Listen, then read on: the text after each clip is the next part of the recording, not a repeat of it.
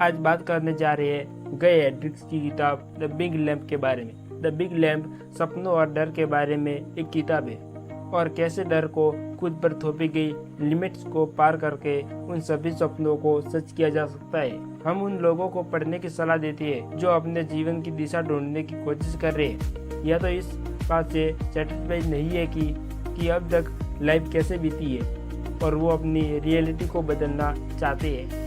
गे हेड्रिक्स की the big lamp एक ऐसी किताब है जो मेरे दिल के बहुत करीब है, क्योंकि मैं वह बच्चा था जिसने बहुत बड़े सपने देखे थे, तो मुझे दुनिया की वास्तविकता से रूबरू कराया गया। द बिग लैम्प के पास समय के साथ हम पर थोपे गए आत्मसीमित विश्वासों से लड़ने के व्यवहारिक तरीके हैं। मैंने अपनी कुछ सीमाओं से लड़ने के लिए व्यक्तिगत रूप से इन तरीकों का इस्तेमाल किया है। तो चलिए शुरू करते हैं। चैप्टर 1, आपकी बड़ी छलांग की तैयारी। 19वीं शताब्दी में शुरुआत इंजीनियर्स ने पता लगाया कि बिजली के बिना भाप का इंजन कैसे यूज किया जाता है और इस तरह सिस्टम एनर्जी का जन्म हुआ। पहले केवल माल को ले जाने के लिए सिस्टम एनर्जी का यूज किया जाता था, लेकिन बाद में इसका यूज ट्रांसफ़र के लिए भी किया जाने लगा, क्योंकि किसी इंसान को ऐसा लगता था कि पॉसिबल है और उसके लिए वो हमेशा अपने कंफर्ट जोन से बाहर रहा। पहले हमें समझना होगा कि कंफर्ट जोन या जगह नहीं, बल्कि एक ऐसा फिजिकल या मेंटली स्टेज है जिसमें इंसान कंफर्टेबल हो जाता है और सबसे इम्पोर्टेंट आलसी हो जाता है। उदाहरण के लिए, अगर कोई इंसान कोई जॉब कर रहा है और वह उस जॉब में खुश नहीं है और वो अपना खुद का कोई बिजनेस चलाना चाहता है, तो वो उस जॉब को छोड़ देगा। लेकिन अगर वो इस जॉब को करते हुए अपना कंफर्टेबल हो चुका है कि अब वो इस जॉब को छोड़ना नहीं चाहता, तो इसे कंफर्ट जोन कहते हैं। इस चैप्टर में कुछ महत्वपूर्ण बिंदु है जो हम सभी को समझने और याद रखने के लिए बहुत जरूरी है। कंफर्ट जोन उन अचीवर्स के लिए नहीं है जो अपने सपनों को लाइफ में बनाना चाहते हैं। इसका मतलब है कि अगर आप अपने सपनों की लाइफ बनाना चाहते हैं या एक अमीर आदमी बनना चाहते हो, तो आपको अपने कंफर्ट जोन से बाहर आना होगा और काम करना पड़ेगा, वरना आपका सपना एक सपना बन के ही रह जाएगा। बड़े सवालों से बड़ा इनाम मिल सकता है। यहाँ पर इनाम का मतलब है नॉलेज का। इसका मतलब ये हुआ कि आप जितना ज़्यादा इम्प्रूवमेंट सवाल पूछेंगे, आपको उतना ही अच्छा जवाब भी मिलेगा, या आप जितना वैल्यूबल सवाल पूछेंगे उतना ही वैल्यूबल आपको जवाब मिलेगा। जब हम सक्सेस के अगले लेवल को पाते हैं, तो ऊपर लिमिट की प्रॉब्लम हमें ये सोचने के लिए इंस्पायर करती है कि हम इसके लायक नहीं है, और हम वापस उसी जगह पर पहुंच जाते हैं जहां हम पहले थे। जब हम किसी चीज़ के लिए मेहनत करते हैं, तो नेचर हमें हमेशा एक स्टेप आगे कर देता है। इंसान का मन हमेशा कंफर्ट ढूंढता है, लेकिन जब कभी भी उसका लेवल बढ़ता है तो उसको और पहले से ज़्यादा मेहनत करनी पड़ती है। आराम की लत चाहती है कि आप अपने कंफर्ट जोन में बने रहे। अगर आप ज़रूरत से ज़्यादा आराम करने लगे तो ये आपके लिए अच्छा नहीं हो सकता, क्योंकि अगर आपको एक बार आराम की लत लग गई तो आप हर काम में आराम ढूंढेंगे। अल्टीमेटली आपका कंफर्ट जोन बन जाएगा छलांग लगाना। मेरियल वी मिशेल एक पुराना और काफ़ी फेमस एग्जाम्पल है कि हमारा सबसे बुरा डर फेलियर का नहीं, बल्कि ये इसका है कि ये हम कर पाएंगे या नहीं, या अगर सिंपल भाषा में कहते कॉन्फिडेंस नहीं है। अगर आप जानते हैं कि और ये मानते हैं कि आप अपनी कैपेबिलिटी को हमेशा बड़ा कर सकते हैं, तो आपके पास उस काम न करने का कोई बहाना नहीं है, क्योंकि डर कोई ऐसी चीज़ नहीं जिसे आप अपने आप से पूरी तरह छुटकारा पा सके। हेड्रिक्स जर्मन साइकोलॉजी प्रेक्टिस प्लस का एग्जाम्पल देते हुए और इसमें सांस लेने का सुझाव देते हैं। उन्होंने कहा है कि हर सांस के बिना कुछ भी नहीं है। उन्होंने कहा है कि डर सांस के बिना कुछ भी नहीं है। आमतौर पर जब हम डरते हैं तो हमारी सांस छोटी हो जाती है। इसका सामना करने के लिए आप धीरे धीरे और गहरी सांस लेते हुए कंट्रोल वापस ले सकते हैं, और अगर आप इसे हमेशा करेंगे तो आपका कॉन्फिडेंस बढ़ जाएगा। इस चैप्टर में कुछ महत्वपूर्ण बिंदु है जो हमें सभी को समझने और याद रखने की बहुत ज़रूरी है। हमें लाइफ में एक एरिया या बड़ी छलांग के साथ लाइफ के दूसरे एरिया बड़े झटके मिल सकते हैं। इसका मतलब ये हुआ कि जब आप अपनी लाइफ में किसी यह चीज़ पर फोकस करेंगे तो हो सकता है कि आप अपने दूसरे कामों पर कम ध्यान दे सके, जिससे कि वो काम खराब भी हो सकता है। लेकिन इसका मतलब यह नहीं कि हम अपने सारे काम छोड़कर एक ही चीज़ पर ध्यान दें। हमें ध्यान रखना होगा कि हम एक समय पर एक ही काम करें। हर कम्युनिकेशन प्रॉब्लम के पीछे एक मुश्किल 10 मिनट की बातचीत है जो आप नहीं करना चाहते हैं। जब भी आप कोई नया काम शुरू करते हैं या कुछ भी नया करते हैं तो आप खुद ही टीचर बन जाते हैं और चीज़ों को अपने हिसाब से हैंडल करने लग जाते हैं। और जब आप कोई प्रॉब्लम आती है तो आप समझ नहीं पाते कि क्या करना चाहिए। ये दिक्कत इसलिए आती है कि किसी से इसके बारे में सलाह नहीं लेते हैं। अगर आप चाहते हैं कि ये दिक्कत न आए तो पहले किसी से सलाह लें और फिर शुरू करें। जब आपके रिलेशनशिप में बड़ी चीज़ सामने आती है तो आप अपने पार्टनर से पूछें कि क्या वे इस जर्नी में एक इक्वल्स पार्टनर के रूप में आपके साथ जुड़ने को तैयार है। दोस्तों, यहाँ पर ये लाइन उन लोगों के लिए लिखते हैं फिर भी किसी के साथ रिलेशनशिप में है। वो कहते हैं कि जब आपने पार्टनर को अपने गोल या अपने सपनों के बारे में बताते हैं तो वो आपको कैसा रिस्पॉन्स देते हैं। अगर अच्छा रिस्पॉन्स देते हैं तो इसका मतलब है आपकी प्रोग्रेस से देखना चाहते हैं। जब वो आपको रिस्पॉन्स दे तो उनसे पूछे कि इसे सीखने के सफ़र में क्या वो आपका साथ देंगे। इडियट्स, यहाँ पर हमें बस ये समझा रहे हैं कि आप अपनी लाइफ जिसके भी साथ जी रहे हैं, आप अपनी लाइफ में जिसके भी साथ है वो आपका साथ देने के काबिल है या नहीं। अगर वो सच में आपका साथ देना चाहता है तो वो कभी भी आपका आगे बढ़ने से नहीं रोकेगा और आपके साथ हमेशा सीखता रहेगा। चैप्टर 3, स्पीकिंग होना। एंडियर्स कहते हैं कि काम असली में काम जैसा नहीं लगना चाहिए। इसका मतलब ये है कि जब अपने मन को काम करते हैं तो आपको कभी भी थकान महसूस नहीं होती, लेकिन आपको ये लगातार ताज्जुब होगा कि दुनिया में ऐसे सिर्फ 5% लोग हैं जो अपने काम को दिल से करते हैं। ऐसा इसलिए होता है क्योंकि लगातार लोगों को 25 से 28 की उम्र में पता चलता है कि उनका पैशन क्या है, क्योंकि 25 की उम्र से पहले वो लोग वही कर रहे थे जो उनके माँ बाप उनके टीचर को उनको समझाते आए। उन्होंने कॉलेज में वही पढ़ाई की थी जो उनके दोस्तों ने की थी।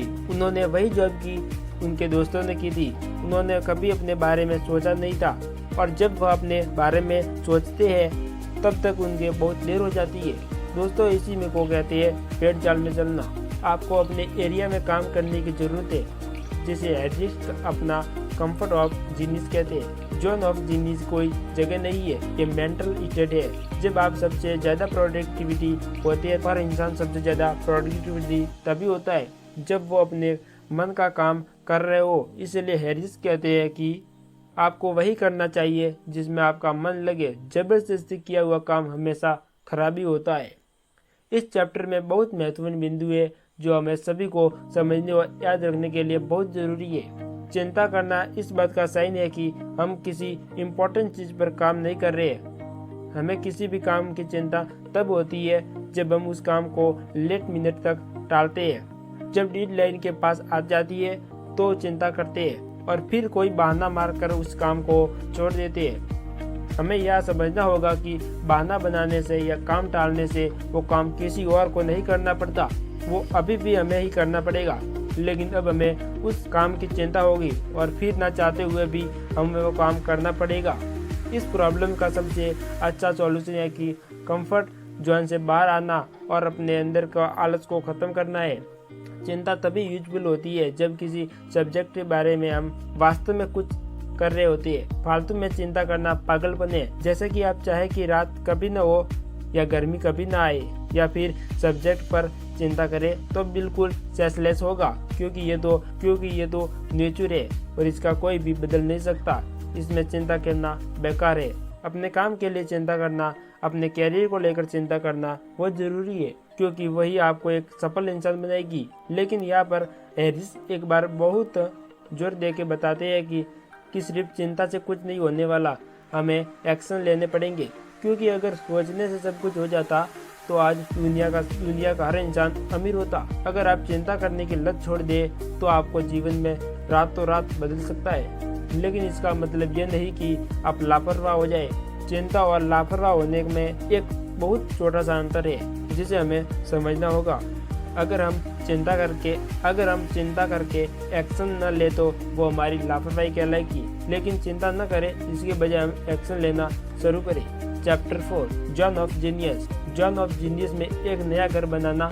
जोन ऑफ जीनियस में मेंटल स्टेट है जहां आप अपने काम में जीनियस बन जाते हैं। जॉन ऑफ जीनियस अचीव करने के लिए हैरियर एक कुछ स्टेप बताते हैं। आइए उन्हें समझते हैं। जॉन ऑफ इनकम्पिटेंस, आपको काम के दौरान मेहनत भी करनी होगी क्योंकि बहुत से लोग इसमें आपसे बेहतर कर सकते हैं। समझ पाते हैं कि हमें अपने काम से चिपकना होगा, मतलब उसे बहुत ही अच्छे तरीके से करना होगा, क्योंकि अगर हम अपने काम में जीनियस बनना चाहते हैं तो हमें यही करना होगा, वरना और भी लोग जो हमसे अच्छे तरीके से कर सकते हैं। अब ठीक है, लेकिन बहुत से लोग आपसे बेहतर तरीके से चीज़ों को हैंडल करते हैं, जो हमें समझ आता है कि अब आप काम में मेहनत करना सीख गए हैं, लेकिन अभी उस काम को और बेहतर तरीके से किया जा सकता है।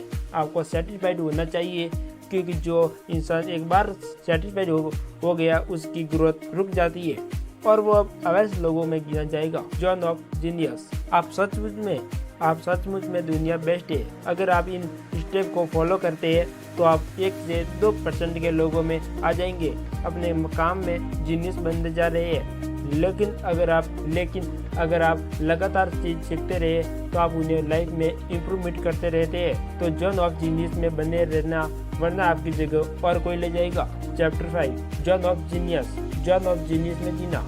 जॉन ऑफ जीनियस में कैसे भी बने रहना है, क्योंकि ये वो टाइम होगा जब बहुत सारे लोग आपको गिराना चाहेंगे और आपको नेगेटिव थॉट्स भर देंगे, लेकिन आपको अपने जॉन में बने रहना है। इसके लिए हैरिस इस तरीके से इस चैप्टर में बहुत ज़रूरी पॉइंट्स बताते हैं। बॉक्स से बाहर निकलकर सोचे और उन्हें अचीव कर ले। हैरिस बताते हैं कि जब हम कंपनी में जॉब करते हैं तो उनका एक दोस्त था जो ज़िंदगी में बहुत कुछ करना चाहता था, बहुत अच्छे विचार रखता था, लेकिन उनको वही मिलता था जो औरों को मिल रहा था, क्योंकि वह अपने थॉट पर भी कभी अचीव नहीं करते थे और सिर्फ बातें करते थे। इस कहानी से हैरिस हमें ये बताना चाहते हैं कि हमें प्लान्स और थॉट्स तो हर कोई बना लेता है, लेकिन अगर हम उन पर अचीवर्स नहीं कर लेंगे तो कुछ भी नहीं होगा। इसलिए हमें अपने प्लान पर एक्शन भी लेना होगा।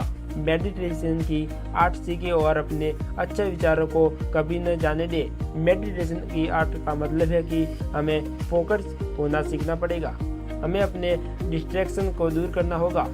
ज़्यादातर समय हम खुद ही चीज़ों से डिस्ट्रैक्ट होते हैं ताकि वो हमें डिस्ट्रैक्ट करती है। अपनी डिस्ट्रैक्ट को दूर करने के लिए सबसे अच्छी चीज़ है टाइम टेबल या शेड्यूल। अपने टाइम टेबल में आप सोने से लेकर उठने तक की एक छोटी अचीव लिखे और हर चीज़ को एक टाइम फिक्स करें और एक चीज़ को एक दिन में ज़्यादा बार रिपीट न करें। और आप अपने आप को इंटरनल करने के लिए 45 मिनट से ज़्यादा टाइम न दें, वरना आपको उठने का मन भी नहीं करेगा। यहाँ पर इंडेक्स हमें एक चीज़ सिखाते हैं कि वो कहते हैं कि मैं अपने थॉट को अपने दिमाग से बाहर न जाने दे। इसके लिए वो बताते हैं कि नोट टेकिंग करना। वो कहते हैं कि आप अपने साथ हमेशा एक छोटी डायरी रखें। जैसे ही आपके कोई अच्छा प्लान या थॉट दिमाग में आए तो उसे जल्दी से डायरी में लिखिए, जिससे कि आप उन चीज़ों को, प्लान या थॉट को भूलेंगे नहीं।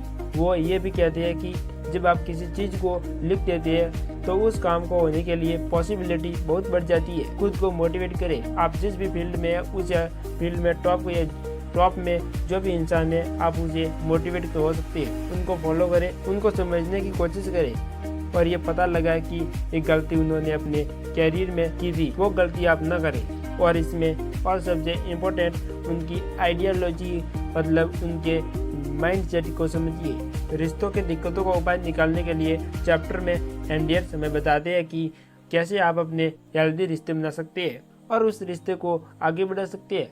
इसमें हमें यह भी समझ पाते हैं कि रिश्ता हमेशा वही नहीं होता जब आप किसी लड़के या किसी लड़की के साथ रिलेशन बनाओ। जब आप बिजनेस करते हो तो उसमें आपको पार्टनर होते हैं, उनके साथ भी आप अच्छा रिलेशन बनाना पड़ता है ताकि काम लंबे समय तक अच्छा चलता रहे।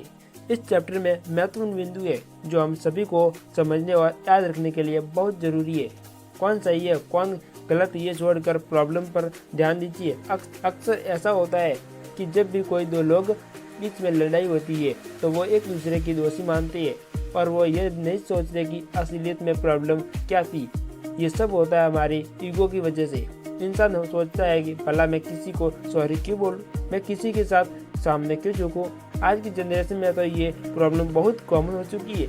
वो अपने आप को सबसे बड़ा मानते हैं। कुछ लोग तो अपने माँ बाप को भी कुछ नहीं समझते। इसका मतलब ये नहीं कि आप दूसरों की गलती को इग्नोर करें और हमेशा खुद ही रुकते रहे। आपका काम है प्रॉब्लम को समझकर सॉल्व करना, ना कि सिर्फ इस बात पर लड़ने रहना कि गलती किसकी है। हेल्थ रिलेशनशिप केवल बराबरी की सोच वालों के बीच मौजूद होती है। एक अच्छा रिलेशनशिप चाहे वो किसी भी साथ हो सकता है, वो तभी सफल होता है जब आप दोनों तरफ से गिव एंड टेक कर रहे हो। क्योंकि अगर एक इंसान ही सब कुछ करेगा तो वो कोई भी रिलेशनशिप नहीं कहलाएगा। एक हेल्दी रिलेशनशिप तभी बन पाएगा जब आप मिलकर काम करेंगे। एग्जाम्पल के लिए, अगर आप बिजनेस में किसी के साथ पार्टनरशिप में है, तो अगर आप सेलर का काम देखते हैं तो आपको पार्टनर को मेंटल लीड का काम देखना होगा, ताकि आप दोनों को साथ कंपनी को साथ बड़ा कर सके।